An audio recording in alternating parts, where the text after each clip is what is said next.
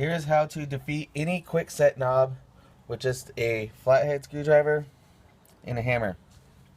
The thing with Kwikset knobs is that these faces right here pop out from the inside, and there's these little prongs that are holding it in there.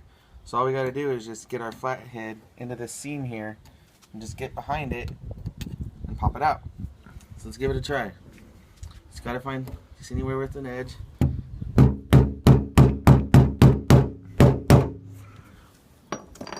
We got our tip in there.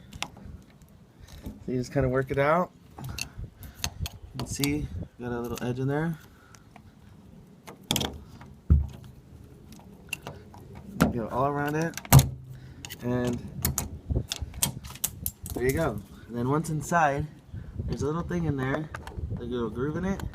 You turn it, and this will allow you to unlock the lock. Let's see.